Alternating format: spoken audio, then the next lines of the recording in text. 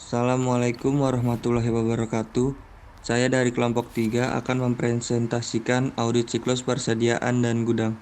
Persediaan adalah bahan atau barang yang disimpan dan akan digunakan untuk memenuhi tujuan tertentu. Setiap perusahaan yang melakukan kegiatan usaha umumnya memiliki persediaan. Keberadaannya yang tidak dianggap sebagai beban karena merupakan pemborosan, tetapi sekaligus juga dapat dianggap sebagai aset kekayaan. Biaya persediaan, yaitu di mana persediaan barang tersebut merupakan persediaan periode sebelumnya yang biayanya berupa biaya saat proses pemesanan inventory, biaya pengiriman inventory yang dipesan, biaya penerimaan inventory, dan biaya pembayaran inventory yang dipesan kepada pihak supplier. Metode pencatatan persediaan. Persediaan barang dagang melalui metode perhitungan harga pokok. Pertama, metode FIFO, first in first out. Metode LIFO, last in first out. Dan terakhir metode rata-rata atau average cost. Sifat-sifat persediaan. 1. Merupakan aktiva lancar atau current asset, karena masa perputarannya biasanya kurang atau sama dengan 1 tahun. 2.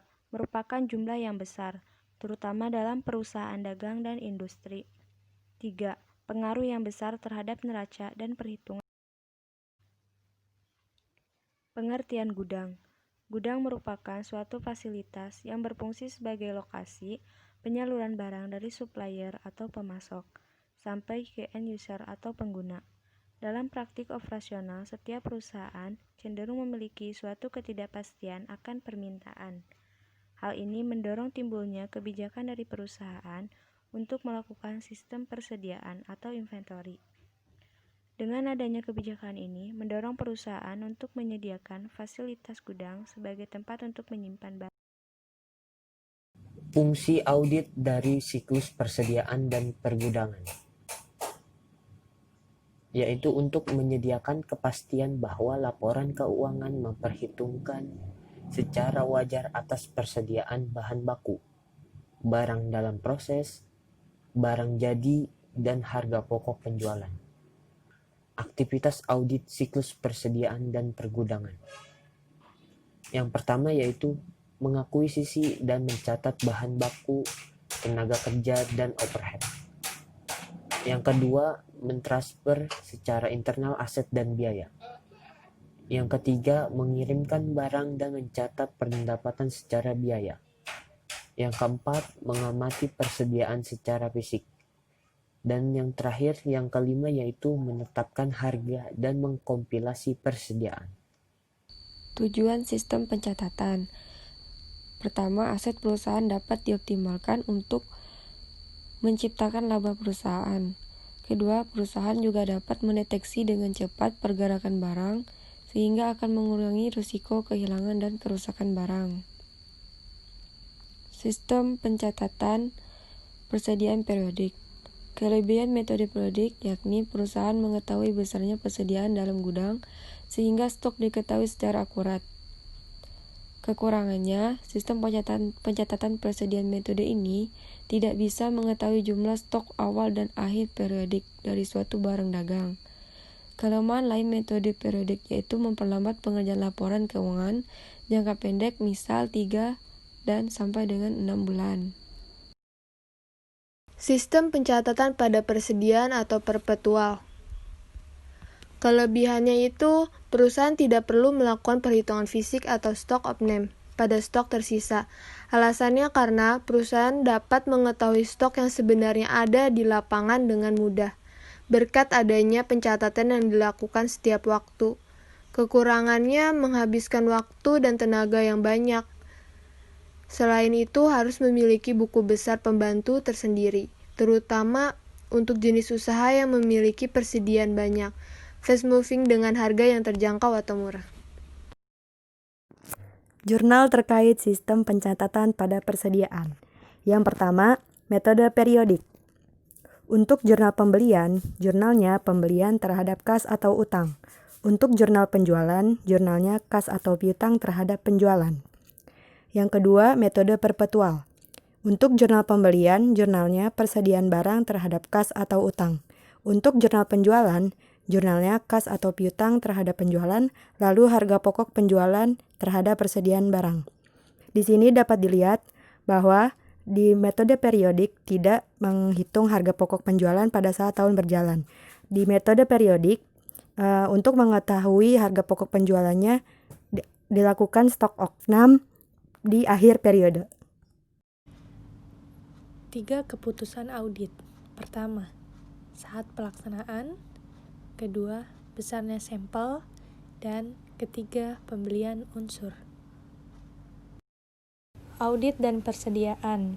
Bagian dari audit ada memperoleh dan membuktikan bahan baku, tenaga kerja, dan overhead. Siklus yang diuji ada memperoleh dan pembayaran, penggajian, dan kepegawaian. Bagian dari audit ada mentransfer aktiva dan biaya. Siklus yang diuji ada persediaan dan pergudangan.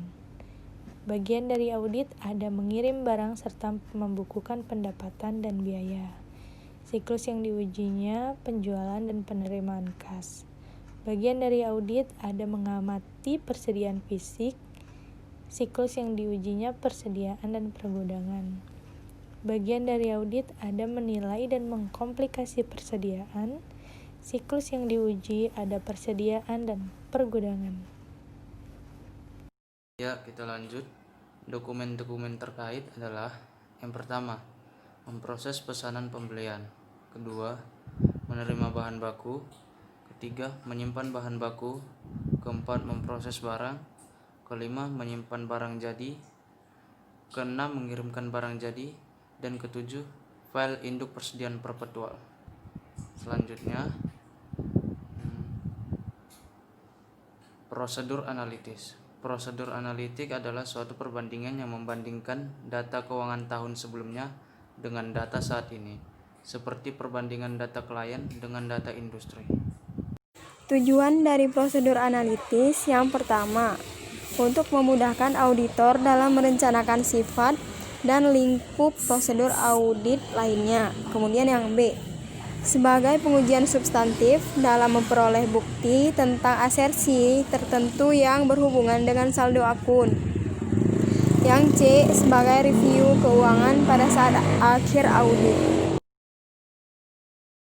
Sistem pengendalian internal adalah suatu proses atau usaha yang sistematis dalam penerapan standar pelaksanaan dengan tujuan perencanaan perusahaan. Sistem informasi umpan balik membandingkan pelaksanaan nyata dengan perencanaan, menentukan dan mengatur penyimpangan-penyimpangan, serta melakukan koreksi perbaikan sesuai dengan rencana yang telah ditetapkan, sehingga tujuan tercapainya perusahaan secara efektif dan efisien. Fungsi internal kontrol atas persediaan dan gudang. Pertama, internal kontrol terhadap fisik persediaan, karena persediaan mudah dipindah tempatkan. Kedua, internal kontrol terhadap pencatatan persediaan. Pengendalian timbul karena adanya jumlah persediaan dalam kartu persediaan. Ketiga, internal kontrol atas jumlah persediaan. Setelah masuk ke dalam proses pemesanan produksi, seharusnya perusahaan menyusun budget produksi untuk pengelolaan bahan persediaan. Sekian presentasi dari kelompok kami. Kurang lebihnya mohon maaf. Thank you for watching.